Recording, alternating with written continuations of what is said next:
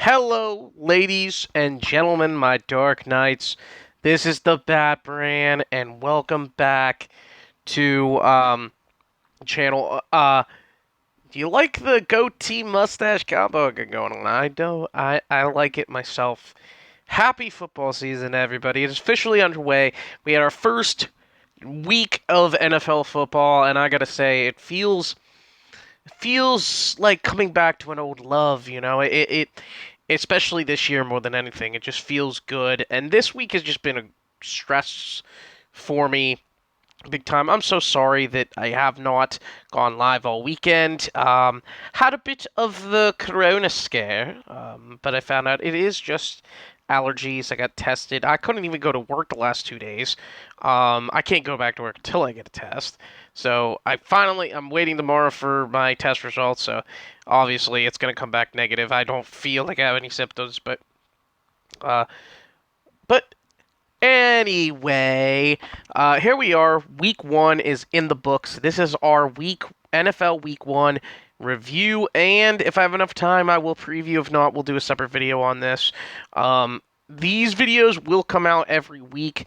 I may be one, it may be two.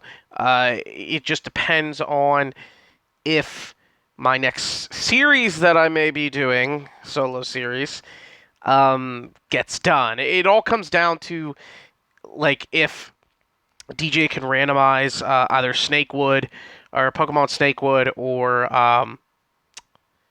Pokemon Red 721. If he cannot, or Moon Emerald, either one of those would be good. Big news that did come across is Le'Veon Bell. He's officially on IR.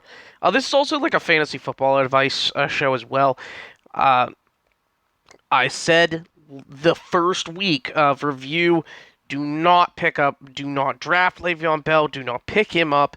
He is my bust of the year, and he is on IR. He did terrible week 1. We're going to talk about it somewhat. We're going to get into some of the matchups. I don't know how deep we're going to get into this because I don't want to make this a long video, but this kind of be like a podcast thing for you, boy. Now, I will tell you, I've enjoyed doing these, so this is going to be very interesting with this going forward. Now, the first game I'm going to go over is the Bears and Lions. I am a Chicago Bears fan, obviously, if you guys don't know, and the first 3 quarters of this game compared to the final 15 minutes was so weird. First of all, I just want to say, if you have Kerryon Johnson, if you have DeAndre Swift, drop him now. Because they had the game won, okay? Let me set the scenario for you. They're at the Chicago's 20. 10 seconds left on the clock. Chicago makes an amazing comeback from some 20 points down in the fourth. And Mitchell Trubisky turns around an 8 for 20 day into a 23 for 34 day, I think, something like that. So he and threw for 3 touchdowns and no picks, which I'm very impressed with Mitchell. He always does good against Detroit. If you guys spot started him, that fourth quarter basically helped you. Basically hopefully brought you to victory. I know it did not for me, obviously, but I did pick the Bears to win this game, and the Bears did win, but because DeAndre Swift caught this pass, he had the pass caught in the end zone, and he dropped it. He straight dropped it. And just for that reason, I don't want DeAndre Swift on any of my... He was wide open. I'm pretty sure. He had 2 guys near him, but he had plenty of space to catch the ball, and he just dropped it. So, the Lions offense did not look great. It was Adrian Peterson mostly running the ball, and that looks bad for if you drafted Kerryon Johnson, if you drafted DeAndre Swift, because it looks like Adrian Peterson is going to get most of those carries in this offense from what it looks like. Now, I wouldn't jump the gun yet, but if it happens again in week 2, I'm going to start panicking. I'm going to start pressing that panic button. Now, there's also issues right now with Allen Robinson with his contract. He now wants traded. I think they're going to get a deal done. If not, Anthony Miller could be the guy, but this Bears team is not going to do good without Allen Robinson, a great playmaker on our team to catch balls. I'll be completely honest. I mean, who knows? The other guy I'm going to talk about later, I think if there is a trade that he's requesting, I think there's a team in the Browns that would trade for him. They're a crappy receiver for our receiver that's disgruntled and wants a new contract. And that's Odell Beckham Jr. Odell Beckham Jr., more like Pudo Beckham Jr., because he stank. Only cost 3 passes for 22 yards. He was targeted 10 times. I don't understand this fall from grace from Odell Beckham Jr. I really don't. I don't understand where it's coming from. But Chicago won that one. Great job for Chicago. Then the Thursday night game, opening night, it was the Texans and the Chiefs. Chiefs dominated this game from opening snap. Clyde Edwards-Helaire is looking like a steal for all you guys who drafted him, at least week 1. Travis Kelce, of course, had a great game. Sammy Watkins, the Lizard King, did it again. But the one guy who didn't was Tyreek Hill. Don't worry about that. Tyreek Hill will be fine. Now, the Texans, on the Texans side, if he repeats this, I may start him weekly, depending on what, because I have DJ Chark and Terry McLaurin, depending on what they do, and they had a decent game. But this guy, it seems like the Texans did miss DeAndre Hopkins, who we'll talk about later, because Deshaun Watson had a not great day. He kind of saved his day with the rushing touchdowns he had later, and David Johnson looked decent. He looked like he was on the verge of coming back as well. And next week I'd start him with confidence. No Duke Johnson to really take carries off him, so he's going to really get a good bit of the workload, even though it is against Baltimore. So I could start him, but the guy that I am very excited about is Will Fuller. Brandon Cooks did play. He was injured, but Will Fuller was the guy who caught the passes. He had 9 for 120, I believe. Great game. He did not have a score, I do not think, but still a great game for him. Will Fuller, if he does that going forward, I would think about starting him weekly. Then we get into the Raiders and Panthers. I did pick the Raiders to win this game, I believe. So far, I am 3-0, I believe, from my picks. And the Panthers, Christian McCaffrey had 2 scores, very good game. The offense spread it out. It was just a very shootout type game with the Raiders winning late off of my guy, Josh Jacobs, scoring 3 rushing scores. And the bigger answer was he caught 4 passes. And if that's for 46 yards, and if that's the case, and that's going to be his line going forward, you who drafted him in fantasy, you're going to be very, very happy with Josh Jacobs as your running back 1. And really, other than that, there really wasn't big stories. Robbie Anderson is an interesting waiver wire pickup if you're in a deeper league, because he had 6 catches or 100 some. The Panthers do have they have an interesting matchup next week with, I think they play Tampa. Yeah, I think they play Tampa next week. So that game could be a shootout as well. We'll see. Now, here's the shocker of the week. I did choose this game wrong. I thought the Colts were going to demolish the Jacksonville Jaguars, but they did not. Phillip Rivers, he was very shaky with the ball, threw interceptions, and Marlon Mack goes down with a torn Achilles. Very sad. He was on a contract year as well. They brought Jonathan Taylor in. So if you have Jonathan Taylor, he's going to be the running back one going forward in this offense for the rest of the year. He looked interesting. He caught 6 passes for 76 yards. Granted, he only ran for 22, but he's going to be the number one running back in this offense now, and that makes me excited to see what he will do as a running back one, even with Nyheim Hines, because Nyheim Hines had 2 scores. He caught several passes. Nyheim Hines is going to be he's going to be that James White player that catches a lot of balls. The typical Phillip Rivers running back. But the story of that game, DJ Chark had 11 points as well. He caught a score, but only had 3 catches. Laviska Shenault was also a good guy as well. If you're in a deeper league, I'd get him. But the guy that interests me was Gardner Minshew. This guy loses everybody. Loses Leonard Fournette. Loses everybody on defense. He doesn't care. He goes out there and puts a perfect line for a passer. Throws 3 touchdown passes and only 1 incompletion.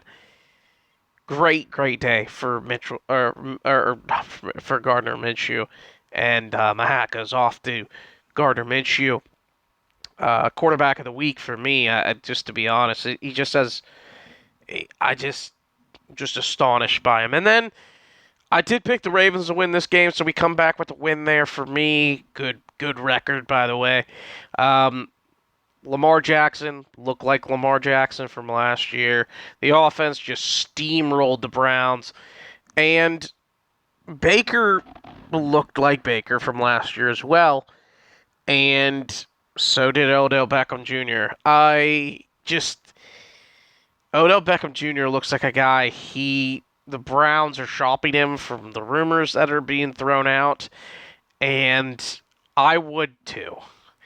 Especially when you look like the Browns are still the Browns and the Jets are still the Jets, because they suck, obviously, and it showed on Sunday. It definitely showed on Sunday, but Lamar Jackson had a great day. The one guy that I'm kind of concerned about if he keeps going down the trend that he's going down is Mark Ingram. He looked really slow. He didn't look that fast, but then again, no preseason. I'm not going to jump the gun on him just yet, but I'm not going to start him until he shows me that he's good. He may need a little time as a veteran just to work his way back in from a off season with no preseason. But on the Browns side, there really wasn't anybody interesting on the Browns side. Actually, nobody. Nick Chubb had a bad day. Kareem Hunt had a bad day. Everyone on that offense had a bad day. But they play the Bengals next week. This should be a bounce back for some of those players. We'll see what happens. I'm not starting any of them in that matchup, though, next week, because it's the Browns. It's the Browns or Bengals. No one's going to really start any of their players unless their name is Nick Chubb and you have to. All right. Then we go to the Jets and Bills.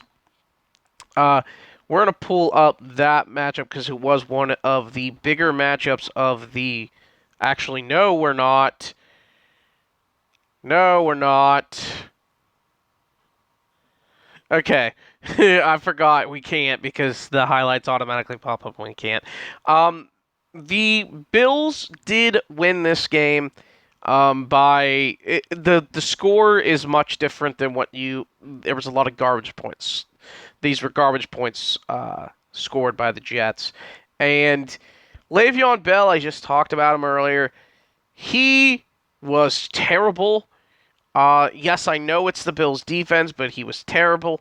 Frank Gore, just saying, He's going to be a starting running back for this team. He looks like a guy that you probably will want to start going forward. Not a guy to start, but just a guy to bench, just to see what he'll do for you.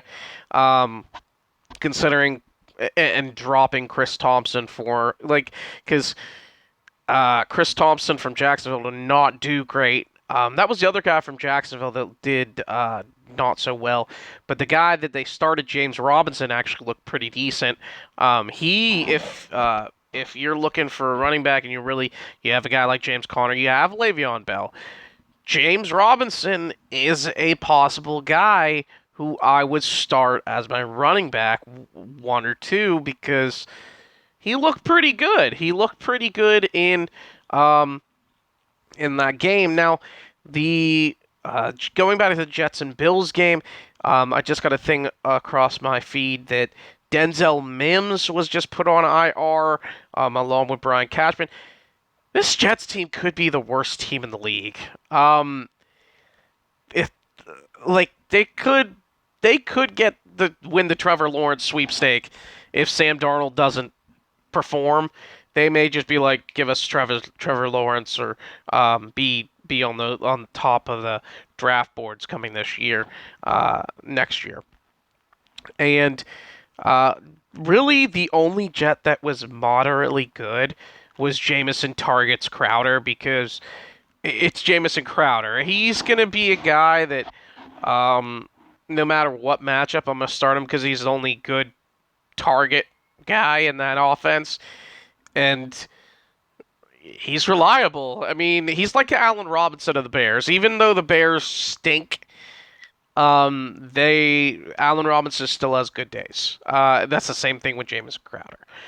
Now with the Bills look bad running the ball. Zach Moss really didn't do much. Neither did Devin Singletary. But Josh Allen did. Josh Allen scored running the ball.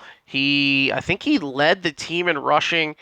And he threw for 2 or 3 scores and over 300 yards as well. And Stephon Diggs had a decent game as well, and so did John Brown. And they really spread the ball around. I think Brown had a touchdown, and Stephon Diggs had 6 catches for 70 yards.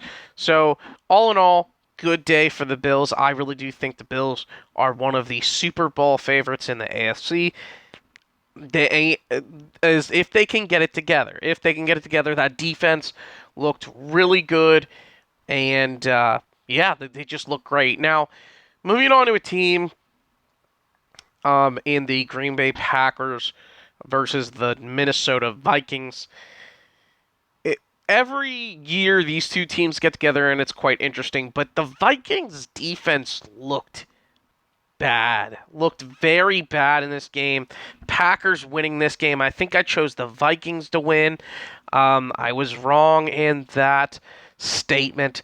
So far I've only got 2 games wrong. And I think I got the Falcons game wrong as well, because I think I picked the Falcons to lose the Seahawks, if I'm not mistaken as well. I'll have to look back and see what my overall record is after this. Probably in a review video or a preview video for week 2. I think that would be interesting. Now, in this game, Dalvin Cook scored 2 touchdowns. But really, they were late touchdown. Well, they were early touchdowns for Dalvin Cook. But other than that, Adam Thielen scored 2 times, but it was all garbage. It was all garbage time because the Packers just scored tons of points. Aaron Rodgers looked like he did back in 2016. He's a man who's pissed because he's mad at this organization in the Packers for drafting Jordan Love in the first round when he needed a receiver, he needed offensive help, and instead they draft his replacement, possibly. So he goes out and balls absolutely nuts to Davante Adams, who had a single game franchise record for the Packers with 14 catches, 150 some yards, and I believe one score or two score. One score because the Lazard King, Alan Lazard, caught a touchdown pass and had 5 catches as well. And Marquez Valdez-Scantling also had a touchdown as well.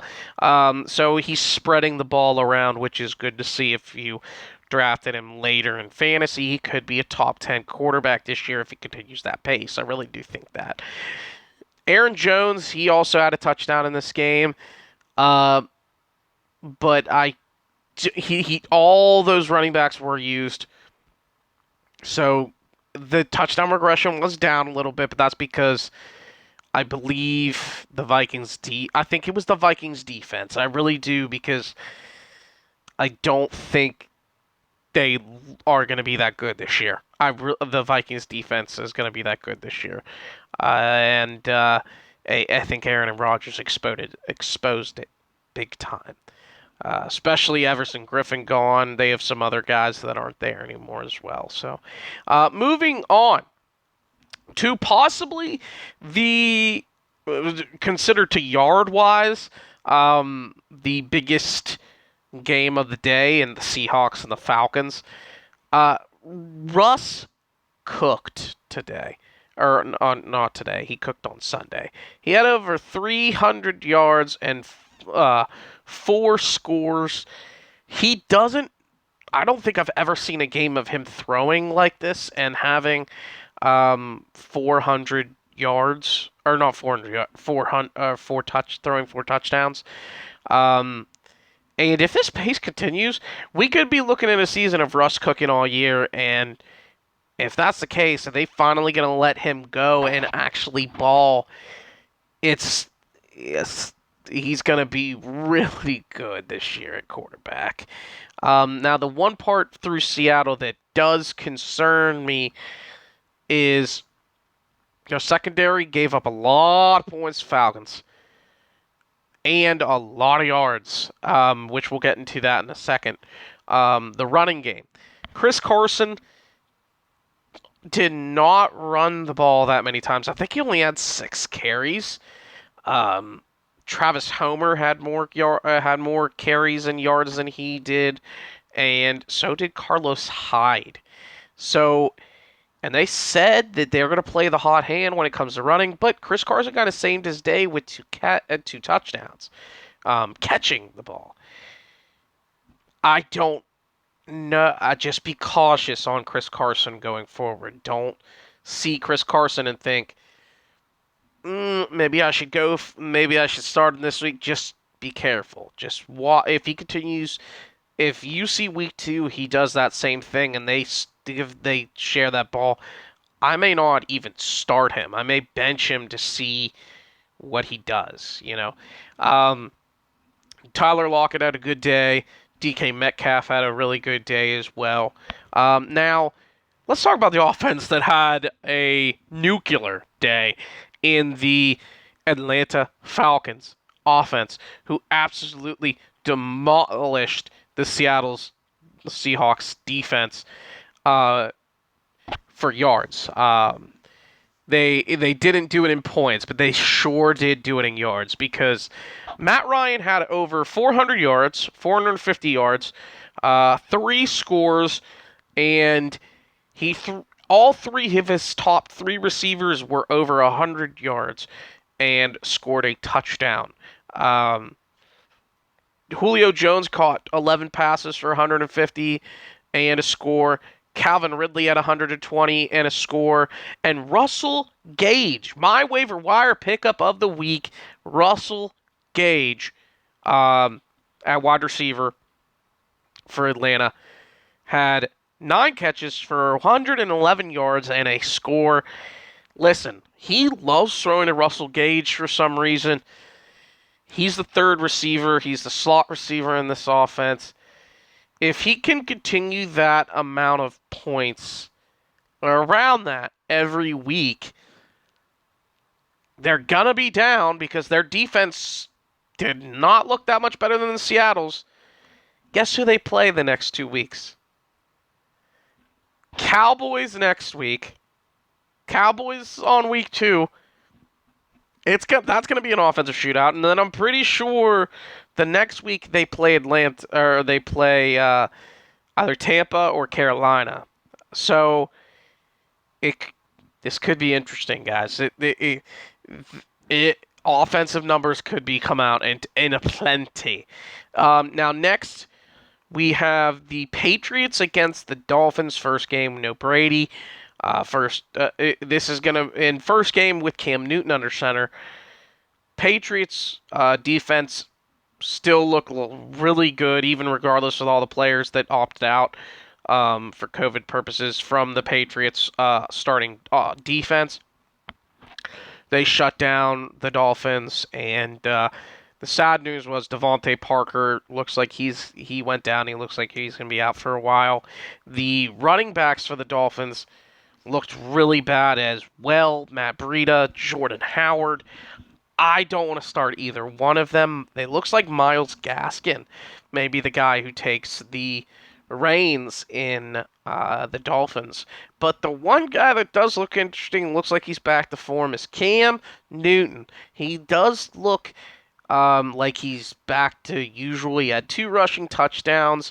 New England's offense is going to look interesting if he can continue that pace, because they've never really had a running back under Bill Belichick who can run the ball as well as pass. So this could be an interesting year for New England. Now, N'Keal Harry had a terrible play at the end, very bad luck play where he would have got a touchdown, but instead he fumbled and the ball went out of the end zone and it was declared a touchback. And the Dolphins got it. Very bad luck on his part. Oh no. Yeah, Julian Edelman looked good. Sony Michel had a score as well, but I'm still not starting anybody on that running core unless their name is Cam Newton. But yeah, that was pretty much all I had to say about the Patriots. Then moving on to the Washington football team versus the Eagles. The biggest surprise of the day was Washington defeating the Eagles. I did not. I do believe I did have the Patriots winning against the Dolphins, and I think I did have Washington upsetting the Eagles. No, I had the Eagles narrowly escaping again, so that was on me. I failed on that and the next game on the Bengals. So I've got 4 games wrong out of the several. That's not bad. I'll take that. But starting with the Eagles, let's start talking about the Eagles. That offensive line, I know they didn't have Lane Johnson. They did not have Lane Johnson at all.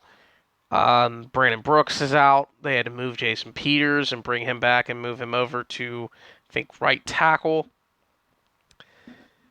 They look terrible offensively on the line. First of all, Washington getting 8 sacks as a defense on that line. Ugh, if that continues for Eagles, their schedule does not get easier. They face the Rams next week with Aaron Donald. Aaron Donald's the best defensive player in the league, and you're going to put him on that line. That he's probably salivating right now just thinking about what he's going to do to that offensive line in Philly. And Chase Young looked amazing. Chase Young looks like a guy. He's going to be a beast. He could be a future defensive player of the year in a couple years. I really do feel that way. And the Eagles' run game looked bad. I mean, the only bright spot was Zach Ertz and Dallas Goedert. And Dallas Goedert actually looked better than Zach Ertz. He had more targets. He had more catches. He had 8 catches for 110 and a score. And granted, that could be because everybody was injured, but I do think if that continues with Dallas Goedert, there is contract issues right now with Zach Ertz, and the Eagles right now as well. Supposedly they are not looking good. It's looking very heated and very bad. They could look to trade Zach Ertz because they have a guy like Dallas Goedert. You could be looking at a top 5 tight end with Dallas Goedert going forward for the rest of the year. But we'll see what happens with that. Now, moving on to the Washington football team side. Uh, they weren't great offensively. They were average, but their defense really did it. Their defense is what really brought it together. And the sad part for me was Antonio Gibson didn't have the big day that I thought he was going to have. Kind of upset me a little bit. Uh, but that's okay. Still early. Peyton Barber having 2 scores. I am not going to start Antonio Gibson going forward, but I will bench him just to see what he can do for me, and then when the breakout comes, I will start him. But still, Washington with the win, and number 1 in the NFC East because everyone else lost, which we'll get to later. Then moving on, the Chargers and the Bengals. Chargers winning on a late field goal by Michael Badgley. They should not have won that game, though, because there was a late offensive PI, and you will see that a lot with these late games because I'm going to talk about them going forward. There was like 2 or 3 calls that was offensive PI. AJ Green had a game-winning touchdown, and they called offensive PI on it.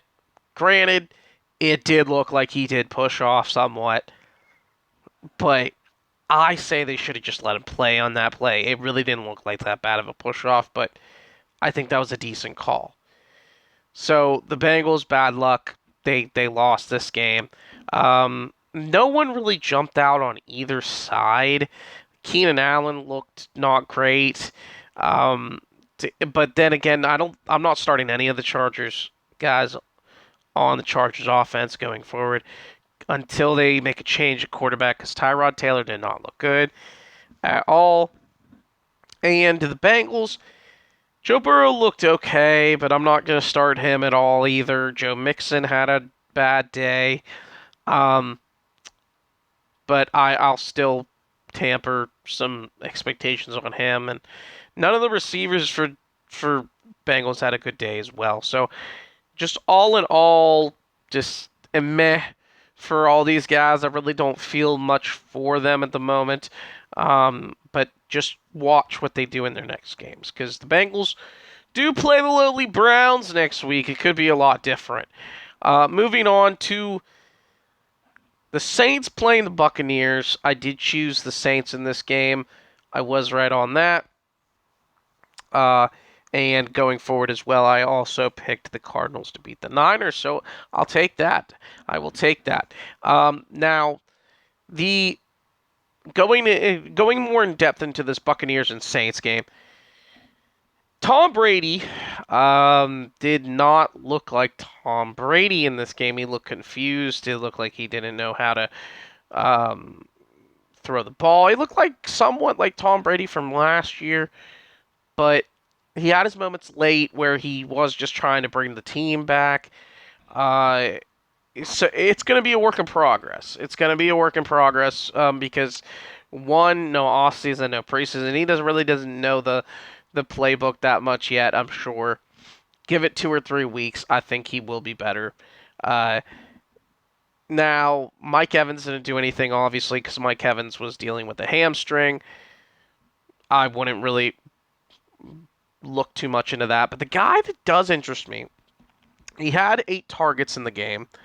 He caught 6 of them. His name is Scotty Miller. He's the slot for Tampa Bay. And he looked really good. He looks like that Wes Welker type of player. I think Brady's going to like him going forward, just to throw him underneath and do the Tom Brady style, along with Chris Godwin, who had a decent game as well.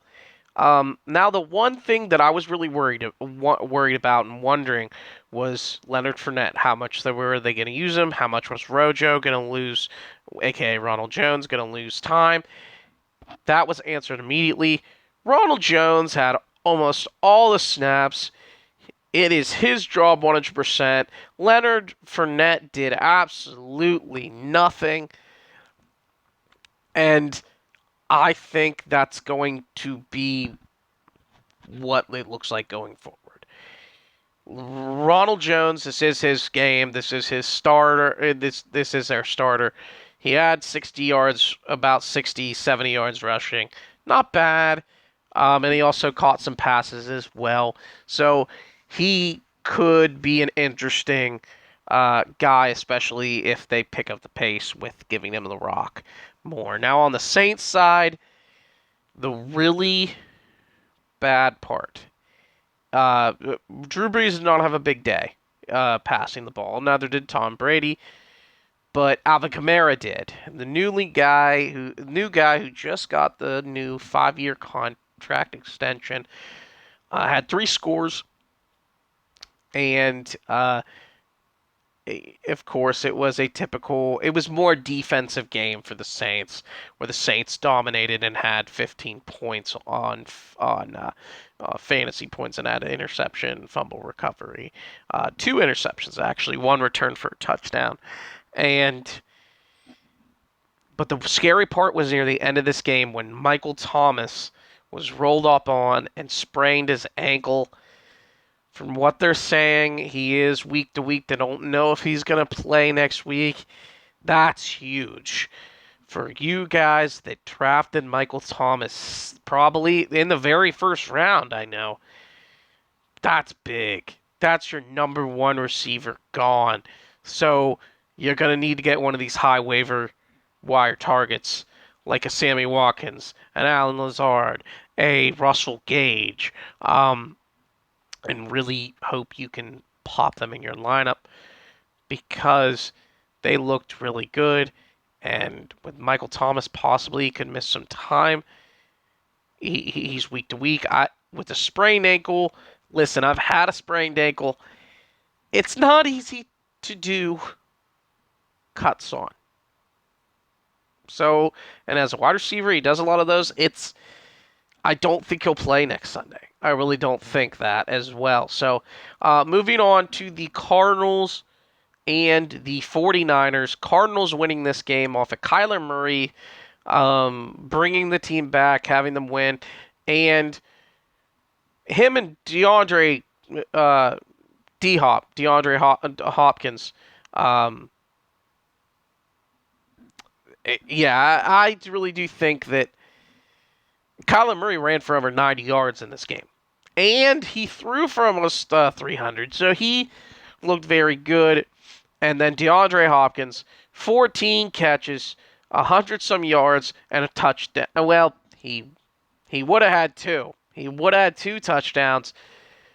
But he got stopped at the 1. Very sad day for that. He would have really won some people their weeks. But still, 14 catches. Listen, 14 catches is looking really good. People were wondering who's going to get all these targets. And it looks like it's going to be DeAndre Hopkins getting most of the targets, and sprinkled in some Larry Fitzgerald, some Kenyon Drake, some just some different guys here and there.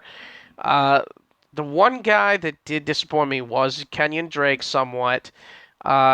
He did decent, but the guy who really did impress me on how much they used him in the offense was Chase Edmonds. They did use him quite a bit. Pretty sure he had a rushing score and receiving score. He looked good. Very, very good. And I think he should be rostered. I really do. At least not started, but I think he should be rostered on fantasy football rosters. Because he's one COVID guy away, or one COVID test away, or one injury away from being a top 5 running back in fantasy. So then the 49. Speaking of top 5 running backs, 49ers running back Raheem Mostert.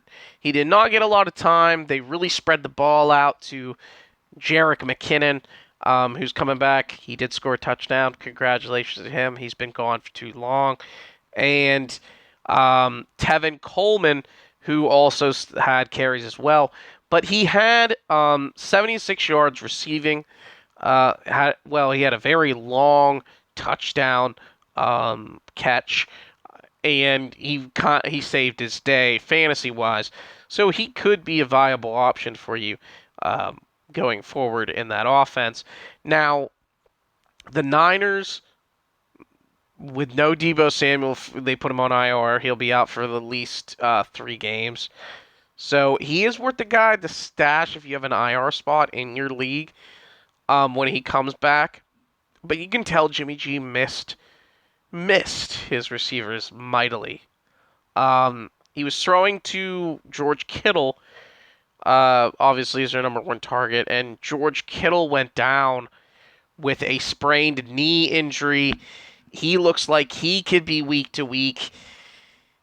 That's bad too for people who didn't get him, because the tight end who I would pick up for him if you lost Kittle, he blew his ACL on Sunday Night Football and Blake Jarwin. So that kind of sucks. But I have my tight end that I wanted in Noah Fant. He already showed off in game 1, which I'm very happy about, which I'll talk about here soon. But yeah, now let's move on to the Cowboys and Rams. Rams defense looked really good. Cowboys could not stop Aaron Donald all night, but Zeke did have a good game with 2 scores and I think almost over 100 yards and several catches. Amari Cooper also had a decent game as well, along with Dak Prescott. And I'll talk about this. After.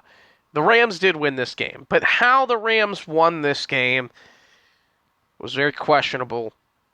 On a questionable offensive PI call on Michael Gallup, Jalen Ramsey sold and this play and flopped like the Emmy goes to him, because dear God, he flopped so hard on this that he should have got an Academy Award.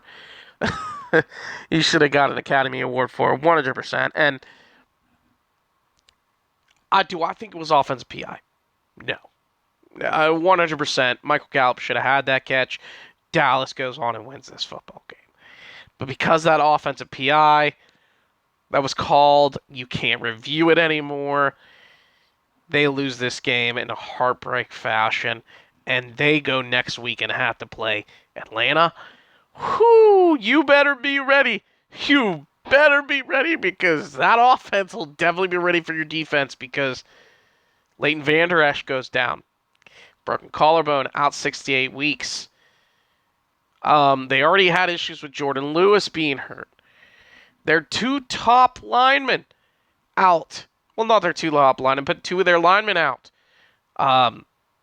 So they're pulling at straws here.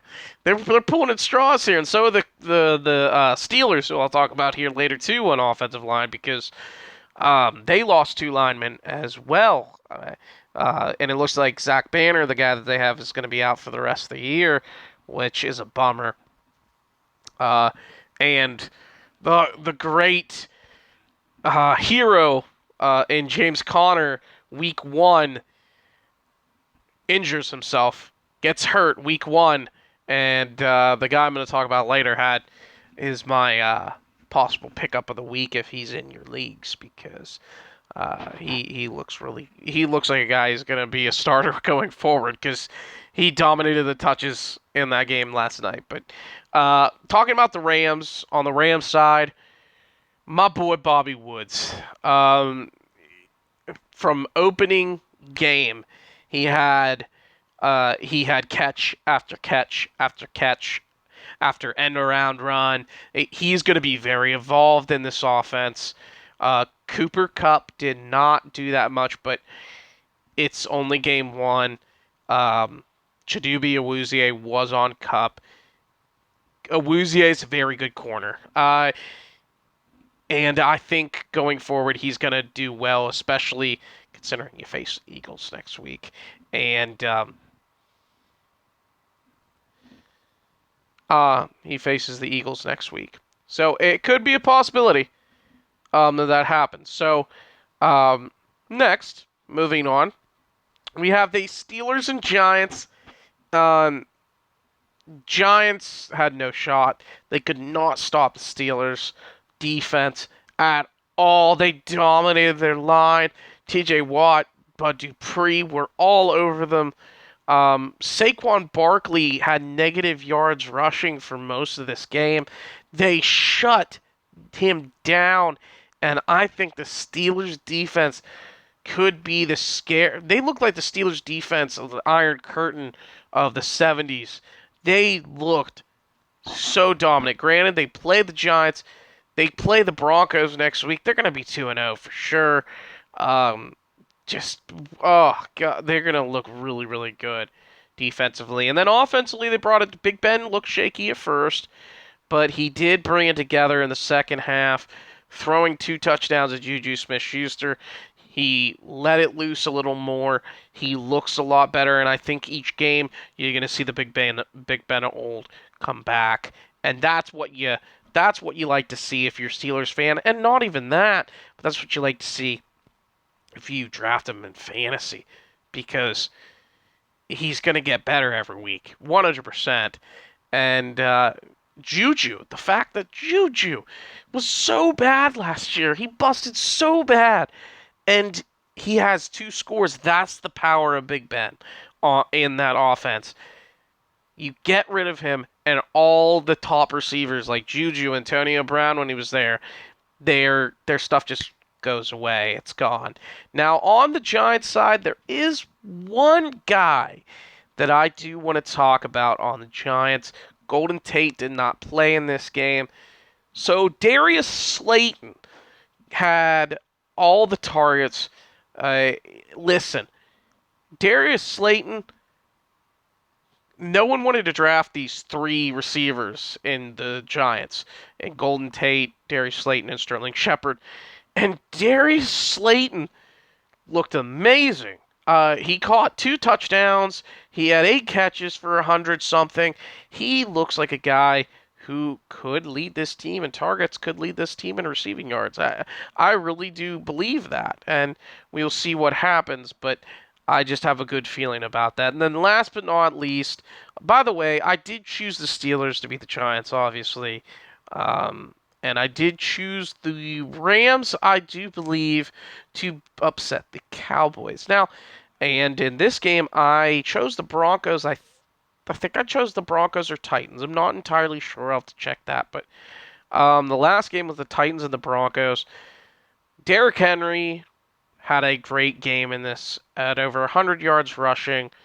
And Cortland Sutton going down for the Broncos, not having him in this game, kind of stopped the Broncos from doing what they wanted to do offensively.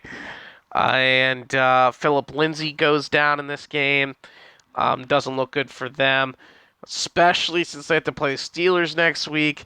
But the one bright spot on the Broncos offense was Noah Fant. Noah Fant, if he continues this production and at least gets the ball thrown to him every week, I will be very happy with the breakout of Noah Fant, because I drafted him as one of my last picks in fantasy, and most of my leagues I have Noah Fant just as a breakout tight end, and I think he can do it. I really do think he can. He had 4 catches for 87 yards and a score.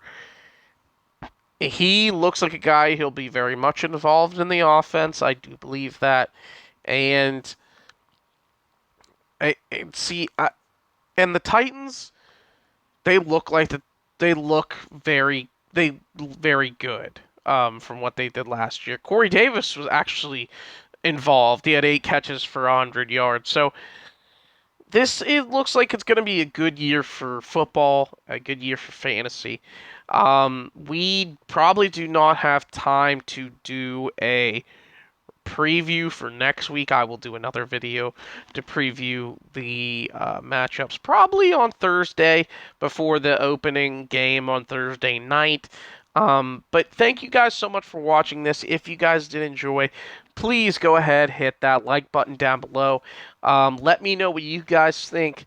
Who was your fantasy stinker of the week? Who's your fantasy stud on your team? Who were you most excited to see in this week? And who were you most disappointed in? Please let me know in the comments down below. I really do appreciate it. And, well, thank you guys so much for watching. And as always, stay awesome, my Dark Knights.